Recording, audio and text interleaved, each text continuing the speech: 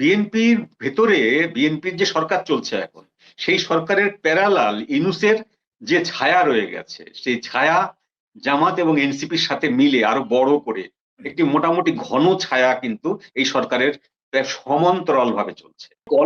Call Kapoor সাহেবের এই সফর নিয়ে আমাদের হাইপ তোলাটা হচ্ছে, এটা আমাদের জাতিগত স্বভাব। সাদা চামড়ার কেউ আসলে আমাদের এখানে আসলে আমরা কাপড় তুলে নাচি। আমাদের মিডিয়া আর কোনো ইস্যু পায় না। সকালবেলা উঠে আমাদের মিডিয়া ওগুলো লাইভ দেখানো শুরু করে। তিনি নিজের পায়ে হেঁটে শহীদ মিনারে গেলেন। তিনি নিজের হাতে খাচ্ছেন। হ্যাঁ, তিনি অমকের সঙ্গে দেখা করার সময় মৃদু হেসেছিলেন। এগুলো সব আমাদের শিরোনাম হয় নির্লজ্জের মতো। এগুলো এবারও হবে। তবে যেটা গুরুত্বপূর্ণ সেটা হলো, বাংলাদেশে এখন যে একটা শ্যাডো গভর্নমেন্ট চলছে, যেটা আমরা অনেকে টের পাচ্ছি, যে এক ধরনের শ্যাডো গভর্নমেন্ট কিন্তু তারেক গভর্নমেন্টের প্যারালালি চলছে।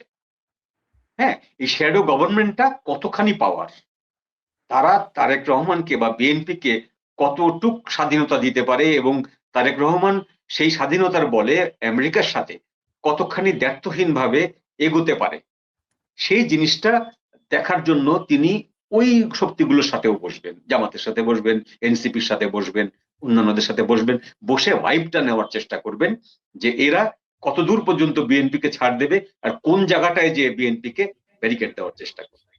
শ্যাডো গভর্নমেন্ট কার শ্যাডো? বিএনপির ভেতরে বিএনপির যে সরকার চলছে এখন, সেই সরকারের প্যারালাল ইউনূসের যে ছায়া রয়ে গেছে, সেই ছায়া জামাত এবং এনসিপির সাথে মিলে আরো বড় করে একটি মোটামুটি ঘন ছায়া কিন্তু এই সরকারের সমান্তরাল ভাবে চলছে। আপনি রোজ দেখবেন যে 10 জন 20 জন করে করে বদলি হচ্ছে, কিন্তু ঠিক মোক্ষম জায়গাগুলোতে যে লোকগুলোকে ইউনূস বসিয়ে গিয়েছিল, সেই মোক্ষম জায়গাগুলোতে কিন্তু বদলি হচ্ছে না। সুপ্রিম কোর্ট হাইকোর্টের কিন্তু একটি পদও চেঞ্জ হয়নি। খেয়াল করতে হবে, সুপ্রিম কোর্ট এবং হাইকোর্টে সবচেয়ে বেশি পরিমাণে বদল হয়েছিল ইউনূসের 18 মাসে। সেই জায়গাটা কিন্তু বদল হয়নি। এবং যে ব্যক্তিটিকে সন্দেহ করা হতো যে হিজবুত তাহরীরের প্রতিষ্ঠাতাদের একজন, সেই ব্যক্তিকে সবচেয়ে আগে নিয়ে এসে মন্ত্রিসভার সচিব করা হয়েছে, তাই না, গনি সাহেবকে। তো এই জিনিসগুলো তো শ্যাডো গভর্নমেন্টের একটা রূপ দেখায় আমাদেরকে, তাই না?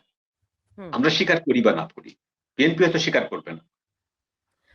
সাইফুল আমিন, এমনিতে পল কাপুর বলেছেন যে তাদের যে চুক্তি, তাদের যেসব বিষয়ে মতৈক্য হয়েছে, সেই বিষয়গুলোতে বিএনপি এবং জামায়াতের সম্মতি আছে। আগেই তারা আলোচনা করে রেখেছেন। এটি খলিলুর রহমানও বলেছেন, পল কাপুরও বলেছেন। মানেটা কি? পল কাপুর এটা বলছে, এটা আমি দেখি নাই। আমি একটা নিউজ দেখলাম। আমি যেটা দেখেছি সেটা খলিল সাহেবরে প্রশ্ন করা হয়েছিল, খলিল সাহেব এই কথাটা বলেছেন। তো এটা তো সবাই আমরা জানি, এটা তো নতুন কোনো কথা না। আমরা তো এই মিডিয়াতেই তো নিউজ হয়েছে যে মাওলানা শফিকুর রহমানের সাথে ইয়ের জেমিসন গিয়ারের সরাসরি ভার্চুয়াল মিটিং হচ্ছে। এই আমরা হয়তো তারেক রহমানটা দেখি নাই, কিন্তু তারেক রহমানটা তো শোনা গেছে যে তার সাথেও মিটিং হয়েছে এইগুলো নিয়ে। তো এবং আজকে নতুনভাবে যেটা বেরোলো সেটা হলো যে এই সব কিছু কিন্তু স্যাটেল হয়ে গেছিল জুলাইতে। কিন্তু পরবর্তীতে যখন বাংলাদেশের এই যে গার্মেন্টস সেক্টর থেকে শুরু করে বেশ কয়েকটা সেক্টরে কি ক্ষতি হইতে পারে, এটা যখন অ্যাসেসমেন্টটা জিএমই এবং ওরা দিয়েছে, টেক্সটাইল অ্যাসোসিয়েশন দিয়েছে, তখন আবার এই আলোচনাটা যখন বাংলাদেশ উঠিয়েছে যে ঠিক আছে, তোমরা তো আমাদের তুলা কিনতে বলছো, সো তুলা যদি আমরা কিনি তাহলে তোমাদের তুলা দিয়ে আমরা যে ফ্যাব্রিক করবো এটাকে আমরা জিরো ট্যারিফ দিতে হবে। এই যখন আসছে তখন ওরা সময় নিয়েছে।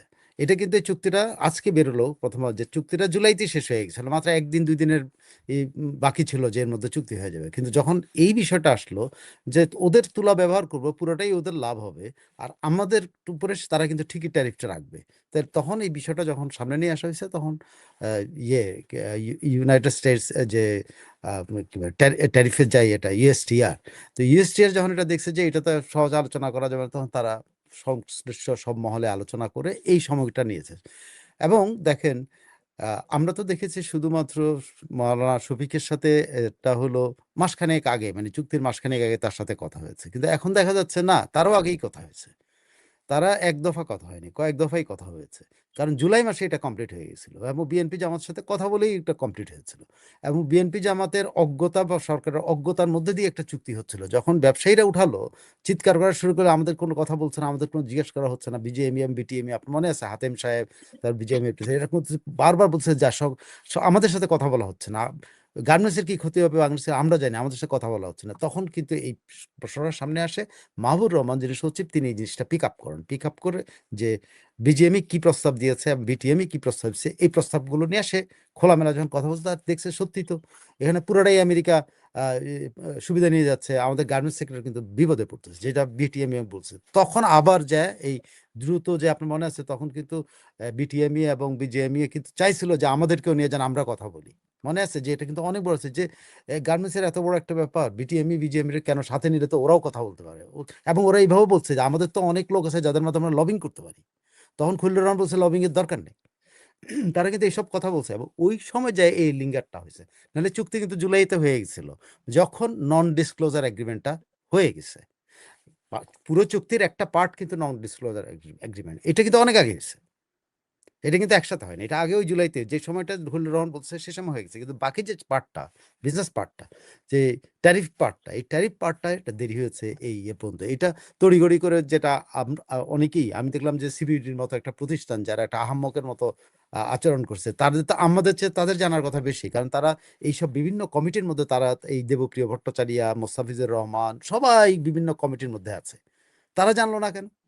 তারা আইসা বলে যে এটা, কিন্তু কথা হচ্ছে যে এই এই চুক্তিটা কিন্তু অনেক আগেই সমাধান হয়ে গেছিল, পরবর্তীতে আমাদের এটার কারণে এটা হয়েছে। তারা তো এখন বলছে যে চুক্তি দেখে তারা বিস্মিত হয়ে গেছে। হতভম্ব শব্দটা হতভম্ব, ইউজ করা, হ্যাঁ? এই তো হ্যাঁ। সেটাই তো আমি বলছি। এরা কিরকম কিরকম বিভিন্ন কমিটিতে কিন্তু এরা আছে। এই যে দেখেন বাংলাদেশ, আমি আরেকটা বলি, দেখেন বাংলাদেশে কত কনফ্লিক্টিং, আমি একটু ডেভিয়েট হয়ে যাচ্ছি, তারপর আমি কনফ্লিক্টিং জায়গাটা বলে, এরা কত জায়গায় কনফ্লিক্টিং সিচুয়েশনে থাকে। দেবপ্রিয় ভট্টাচার্য বাংলাদেশে কিন্তু হলো আমাদের সরকারকে পরামর্শ দেয় বিভিন্ন কমিটিতে, দেয় না? এবং সে কিন্তু এই যে বাংলাদেশের যে স্বল্প উন্নত দেশ থেকে মানে কি মধ্য উন্নত বা কি নিম্ন মধ্য উন্নত কি একটা যেন হবে, তো সেটার মধ্যে যাওয়ার জন্য যে প্রক্রিয়াটা আছে, যে প্রক্রিয়ার মাধ্যমে যাচ্ছে, আপনি জানেন ইউনাইটেড নেশনসের সেই কমিটির মধ্যেও সে আছে, এবং যে কমিটিটা এটা যাচাই বাছাই করে সেই কমিটির সে চেয়ারম্যান। এই বাংলাদেশে যে আবেদনটা করছে না, এই আবেদনটা যে যাচাই বাছাই করে ইউনাইটেড নেশনের কাছে উঠাবে যে বাংলাদেশ 3 মাসের চায় কিনা, যে রিলিফ চায়, তো এটার চেয়ারম্যান কিন্তু ইনি, কিন্তু আবার ইনি দেশে এসে বসে কিন্তু বকবক করতেছেন। আমরা যে কনফ্লিক্টিং কত সিচুয়েশনের মধ্যে আমাদের সরকারগুলো বসবাস করে, এটা কল্পনা করতে পারেন। আপনি যে সরকারই হোক না কেন, প্রত্যেকটা সরকারকে এরা জিম্মি করে রাখে, এবং এরা এই মানুষকে, এরা জানে না এখন এগুলো মিথ্যা কথা, কিন্তু এখন আমার মতো পলিটিশিয়ানদের বেরিয়ে আসা উচিত এবং খলিল সাহেবদের বেরিয়ে আসা উচিত যে এইসব সুশীলরা মিথ্যা কথা বলে, কারণ ওরা জানে না এটা কেমন কথা, ওরা হতভম্ব হয় কি করে, কারণ ওরা বিভিন্ন কমিটিতে আছে, যারা বিভিন্ন কমিটিতে থাকে, সরকারি বিভিন্ন কমিটিতে, তারা জানে না কি করে। 13টা বা 14টা কমিটির মধ্যে আওয়ামী লীগ আমলেই দেবপ্রিয় ছিলেন, যেখানে উনি পারিতোষিক পেতেন, উনি গাড়ি ভাড়া পেতেন, এরা সমস্ত সুবিধা কিন্তু ভোগ করে, ভোগ করে আবার রাষ্ট্রের বিরুদ্ধে কথা বলে, আবার বিদেশে যায় রাষ্ট্রের বিরুদ্ধে লবিং করবে। এই যে দেখেন বাংলাদেশের দেবপ্রিয়র বক্তব্য আসছে যে বাংলাদেশটা অলরেডি তো আত্মসমর্পণ করে বসেছে, বাংলাদেশ অলরেডি তো স্বীকার করে নিয়েছে বাংলাদেশ এখন দরিদ্র দেশ, বাংলাদেশ স্বীকার করে নিয়েছে, এর আগে বাংলাদেশ স্বীকার করতে, এখন তিনি কিন্তু ওই কমিটির চেয়ারম্যান, তিনি আবার জাজমেন্ট করেছে, যিনি যার কাছে অ্যাপ্লিকেশন করলো তিনি দেশে বসে এক কথা বলতেছেন, বিদেশে বসে কিন্তু ওই কমিটির আবার চেয়ারম্যান উনি কিন্তু এটা আবার জাজ করবেন। কোন দেখি আমরা কোথায় আছি? সরি, আমি একটু ডেভিয়েট করলাম। না, না, না, না, না, অত্যন্ত গুরুত্বপূর্ণ জিনিস বলেছেন। মঞ্জুরুল হক, এখন তো কেউ তো বলছে না যে দেশ বিক্রি হয়ে গেল। বুঝতেই পারেনি, টিআইবি যেমন 9 দিন পরে বুঝলো, তাই না? তো এখন গন্ডারের চামড়া তো সবার না, আমাদের তো গন্ডারের চামড়া না, আমাদের তো মানুষের চামড়া। আমরা তো প্রথম দিনই বুঝতে পেরেছি, আমাদের গা জ্বলানো শুরু হয়ে গেছে, আমরা টের পাচ্ছি ভিতরে যে খোকসা হয়ে যাচ্ছে আমাদের, আমরা টের পাচ্ছি।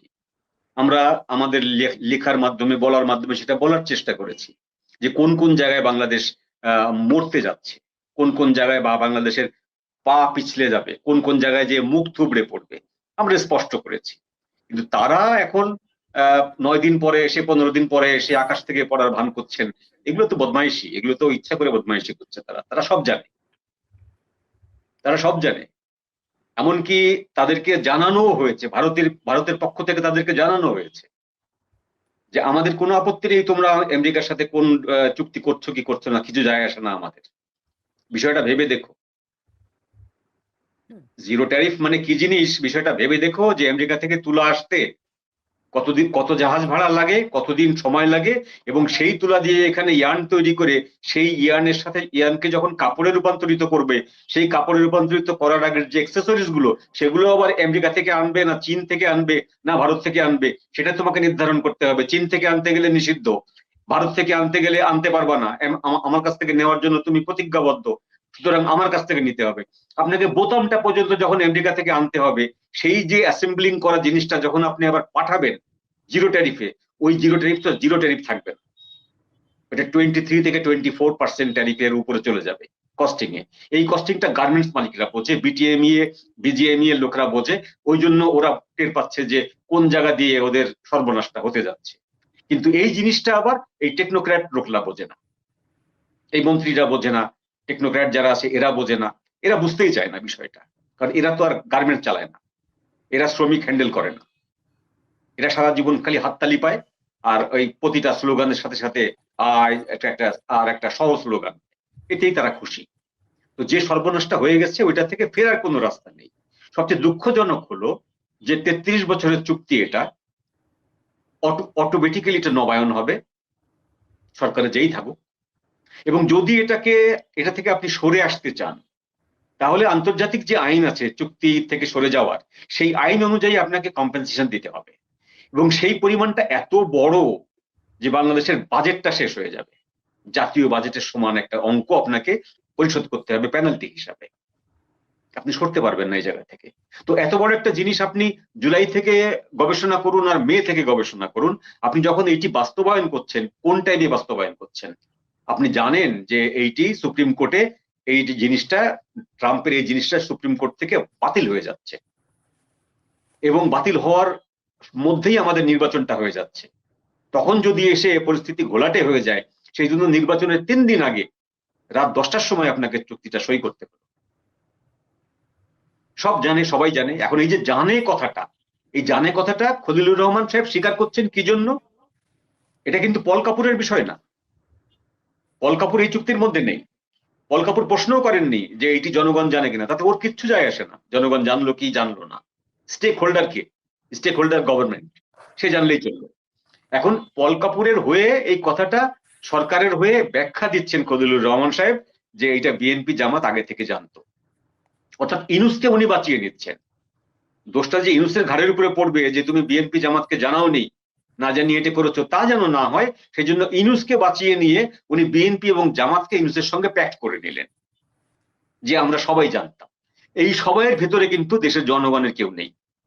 এই জনগণের যারা ভোক্তা, যারা এই চুক্তিগুলোর সুফল এবং কুফল দুটোই ভোগ করবে, সেই জনগণ বা সেই বিজনেসম্যান, সেই দেশের যে আপনার অন্যান্য অর্থনীতির সাথে জড়িত যে লোকজন, তারা কিন্তু কেউ জানে না যে কবে চুক্তিটা হচ্ছে, কেন হচ্ছে, এবং কেন এত তড়িঘড়ি করা, তারা কিন্তু কেউ জানে না। তো কিন্তু এখন ঘটনাটা হলো যে তাদের উপর চাপিয়ে দেওয়া হলো, তারা কি করতে পারে? তারা একটা অসম প্রতিযোগিতায় নামবে, অসম প্রতিযোগিতায় নেমে সর্বশান্ত হবে, একটা একটা করে গার্মেন্টস ফ্যাক্টরি গুলো বন্ধ হতে থাকবে।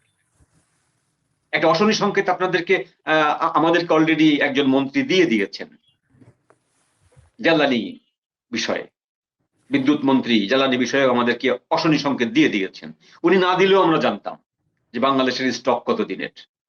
আমরা জানি বাংলাদেশের স্টক খুব বেশি হলে 15 থেকে 16 দিনের, ডিজেলের অন্তত, অকটেনের হয়তো আরো একটু বেশি আছে। এই 15-16 দিনের ভিতরে যদি হরমুজ প্রণালী ক্লিয়ার না হয়, তাহলে ধরে নিতে পারেন বাংলাদেশের কি অবস্থা হবে। গার্মেন্টস এর সমস্ত জেনারেটর গুলো চলে হচ্ছে ডিজেলে, এবং যখন ইলেকট্রিসিটি বন্ধ হবে, ডিজেল বন্ধ হবে, তখন আপনি প্রোডাকশনটা কোন জায়গায় রাখতে পারবেন, কোন ফ্যাক্টরিটা প্রোডাকশন করতে পারবেন? আপনি খালি বলছেন যে মার্কেটের আলোকসজ্জা বন্ধ করেন আর প্রাইভেট গাড়ি বন্ধ করে আমরা গণপরিবহন ব্যবহার করি, এগুলো হচ্ছে আলু মার্কা কথাবার্তা। হ্যাঁ, এগুলো হচ্ছে আলু মার্কা কথাবার্তার কোনো ভ্যালু নেই। কেউ কোনোদিন করেনি, বাংলাদেশের কোনো মন্ত্রী গণপরিবহন ব্যবহার করেনি, কোনো সচিব, কোনো সহকারী সচিব এগুলো করেনি কোনোদিন, করবেও না, কারণ তাদের এক একজনের এক একটা গাড়ির ভ্যালু হচ্ছে 5 থেকে 6 কোটি টাকা, সরকার অনুমোদিত। রুলস অফ বিজনেস নিয়ে আপনারা অনেক কথা বলেন, রুলস অফ বিজনেস বাংলাদেশের কোনো মন্ত্রী জানে বলে আমার মনে হয় না। হুম। রুলস অফ বিজনেসকে কতভাবে আমাদের সচিবরা, এই আমলারা একেবারে সিস্টেম করে গভর্নমেন্টকে নাকে দড়ি দিয়ে রুলস অফ বিজনেস পাশ করিয়ে এই জায়গাটা এসছে। এটা আওয়ামী লীগ থেকে শুরু করে বিএনপি, জাতীয় পার্টি, সব সরকারকে, হাসিনার মতো এরকম 16 বছরের একটা কঠোর সরকারকে পর্যন্ত এই আমলারা রুলস অফ বিজনেসের বেড়া জালে নাকে দড়ি দিয়ে করিয়েছে। জি। আর তাদেরকে আপনি বলছেন যে গণপরিবহন ব্যবহার করুন, ওগুলো কিচ্ছু হবে না। কদিন পরে দেখবেন একটা একটা করে লোডশেডিং শুরু হবে, গার্মেন্টস ফ্যাক্টরি বন্ধ হতে থাকবে।